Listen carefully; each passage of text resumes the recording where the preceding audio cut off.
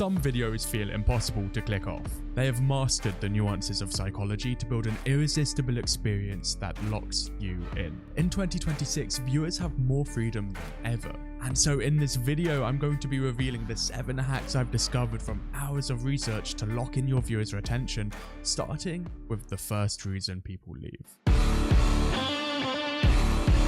We've been told that fast-paced means good, but overstimulation is exhausting. The first reason people leave is cognitive overload, and this happens when the video asks the brain to do too much too fast. To fix this, you need to use consolidation and you need a villain. In entertainment, this villain is a literal person or obstacle. And in education, the villain is the problem your video is trying to fix. For this video, the villain is the stereotypical YouTube intro, the chaotic mess of context that just provides no value. And by consolidating the enemy down to one face, you are reducing the mental load. The best way to think about this is if you treat your video like a roller coaster. Retention is actually built by the build-up, not the fast drop.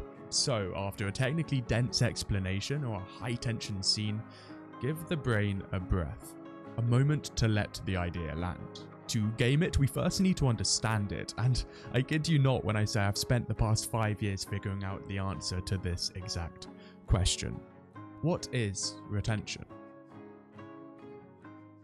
Look, the answer is actually surprisingly simple. Retention is a simulation of your viewer's expectations. Every viewer labels your video with 3 points: structure, topic, and emotion. This is based on your title, your thumbnail, and your introduction. If your thumbnail promises high tension, but your introduction is calm, you've created an emotional mismatch. On the other hand, if your thumbnail pictures a talking head video but you deliver a podcast, that's a structural mismatch. Now, if you miss any of these 3 expectations, your viewer will click off. Every beat of your video should answer one question for the viewer: is this still what I clicked for?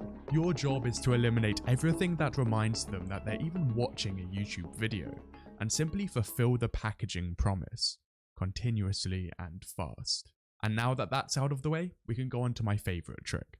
The past 2 hacks are about listening to your viewer and what they want, but this one is different because it's about surprising them. The moment the brain knows what comes next, curiosity completely disappears. Most creators explain first and then show the payoff or conclusion, but that's a big exit door. The reward arrives too late, and so the brain has already moved on. You fix this by leading with the payoff, and then you explain it. This creates a knowledge gap, which is a specific unanswered how. Now this is the quietest retention killer in the game, because you successfully hit a payoff, you solved the mystery or you taught the core lesson, but then you let the tension go. Retention requires emotional confirmation. This is the sense that understanding is accumulating and not just passing through. The second you give the viewer the payoff they wanted, they now have a reason to go. So before they even realize it, you need to supplement them with a new reason, an even greater one, and we call this staircasing. Instead of a series of random points, each segment should act as a step, so you aren't just stacking information, but you're building a staircase, where step A is the only thing that makes step B possible. So this staircase creates progression, and to make this work, every segment needs a meaning. You're essentially saying, now that you understand X, you're finally ready to see why Y is the real problem. You satisfy their curiosity for a split second, then immediately destabilize them with a higher level question before they have the chance to click away. As the video progresses, novelty naturally decreases. Most creators start repeating themselves or lingering on the familiar for far too long. Look, in 2026 you have to be ruthless with verbal repetition. If you've said it once, just move on. If the viewer feels like they've already got it, they'll look for the exit. So stay focused on the novel, that is the new information you are providing to the topic. In education, this means moving on to the next level of the framework, and in entertainment, this means raising the stakes of the challenge. Don't let the tension fade because the goal became too easy to see. But none of this matters if you're playing the wrong game.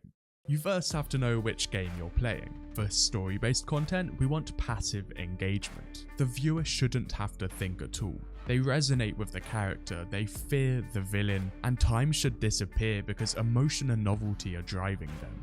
This is different to educational content, where we want active engagement. The goal here is clarity. You want to remove the tension of not knowing and replace it with a feeling of progress. The viewer should leave feeling smarter, not entertained. So if you try to use the educational logic in a story video, you'll just bore the viewer.